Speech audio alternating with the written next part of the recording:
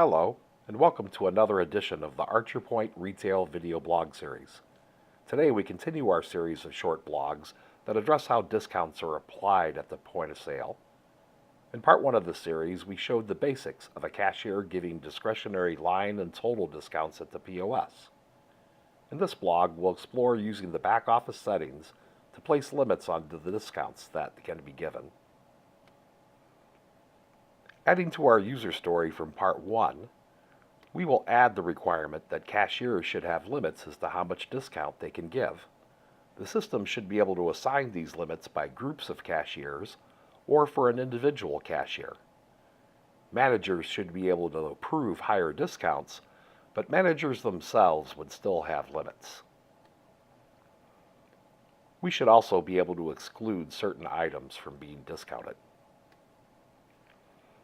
When dealing with cashier permissions, we can specify a maximum discretionary discount that the staff member can give by using a permission group or directly for an individual staff member. In LS Retail, we can define as many permission groups as we feel is manageable.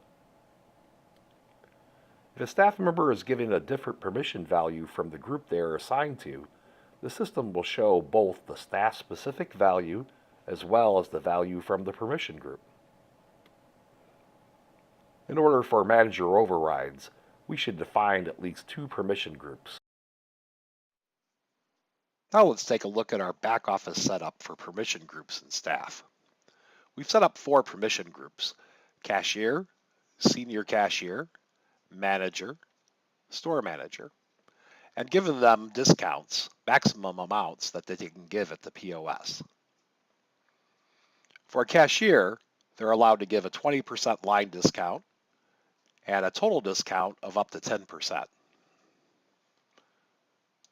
Notice in our staff list, we have cashier with an ID of 12, Jim Smith, who's assigned to the cashier permission group. We also have manager, John Doe, ID 10, who's assigned to the manager permission group. Now let's take a look at how the POS reacts to these maximum values we assign to the cashier. We've logged on as staff member 12, Jim Smith, who was assigned to the cashier permission group. He had a maximum line discount of 20%, and we will try to give a 25% discount on this line. And we get a dialog back saying that the maximum amount that we can give is 20%. So let's give the 20% discount. And you see it reflected here. We know that it's going to limit us to 20% for this next one, but for valid reasons, Jim feels that he needs to give 25% on this line. In this case, we can have the manager log in, our manager number 10, and now we see that the management permissions are active. We can now give our discount of 25% since our manager's limit is 50%. The maximum discount that can be given on a total discount works in a similar way.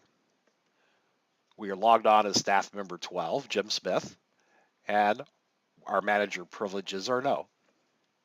We'll try to give a total discount of 15%, and we know his limitation is 10, and it tells us so here. Jim then gets the manager to approve the transaction so that we can give a 15% total discount on this transaction. There may be some cases where we do not want to allow any discount for certain items in our store. For example, this item, at the present time, we can give a discount of 10%, and it takes it fine. Let's reset that and go change the setting for this line item. We'll take a look at the retail item card for this item. and scroll down to the POS settings and check the No Discount Allowed box. Say OK. Now, if we try to give a discount to this item, we get a message saying that no discount is allowed for this item.